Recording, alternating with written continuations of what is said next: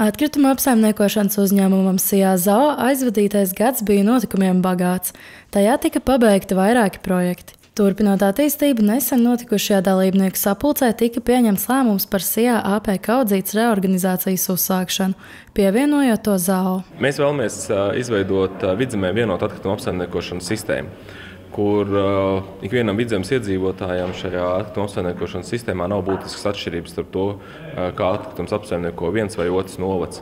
Līdzīgi mēs vēlamies arī vienot raudzīties uz šīs sistēmas attīstību un uz to, kādā veidā labāk pilnveidot gan šķirošanas infrastruktūru, gan to infrastruktūru, kas cilvēkiem ikdienā ir vajadzīga, lai labi apsaimniekotu atkritumus. Lai sasniegtu mērķus, kas noteikti Vidzemes reģionālā atkrituma apsaimniekošanas plānā, šāda reorganizācija ir būtiska, lai samazinātu atkritumu noglabāšanas apjomus, veiktu šķirošanu un bioloģisko atkritumu atsevišķu vākšanu, kā arī nodrošinātu atbilstošu apstrādi. Mums ir jāspēj izmantojot efektīvākas iekārtas, izmantojot efektīvākas tehnoloģijas, ar kurām mēs labāk spētu šos atkritumus apsaimniekot. Līdz ar to arī būtiski nākotnē būs par investīcijām, Vidzemes investīcijām, kur kādas investīcijas mēs vēlamies ieguldīt nākotnē, lai šo sistēmu uzlabotu. Ir nepieciešams investēt iekārtās, tehnoloģijās un, Sijā AP Kaudzīšu apjoms ir salīdzinoši mazs un niecīgs,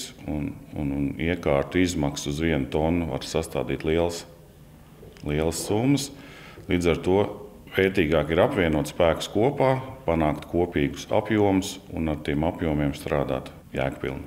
Tad sadarbībā Zoo ar AP Kaudzītēm kopīgi varēs lemt, kur efektīvāk un jēgpilnāk ieguldīt šīs investīcijas kopīgiem spēkiem, nevis katram atsevišķi dalīt kaut ko un katrs atsevišķi kaut ko būvē un darās, bet kopīgi. Galvenais mērķis šobrīd ir līdz 1. jūnijam pabeigt reorganizāciju, lai pilnībā sāktu izpildīt atkrituma apsaimniekošanas reģionālā centra funkcijas.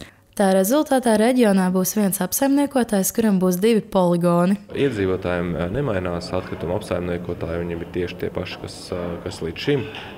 Tā izmaiņu sadaļa ir tas, kur tie atkritumi nonāks un kas par tiem atkritumiem parūpēsies pēc tam šajos aprits ekonomikas centros Daibē un Kaudzītē. Gīns Kukēns izsaka lielu pateicību Vidzemes pašvaldībām par sapratni šīs reorganizācijas nepieciešamībā, atzinīgi vērtējot viensprātīgi pieņemtos lēmumus.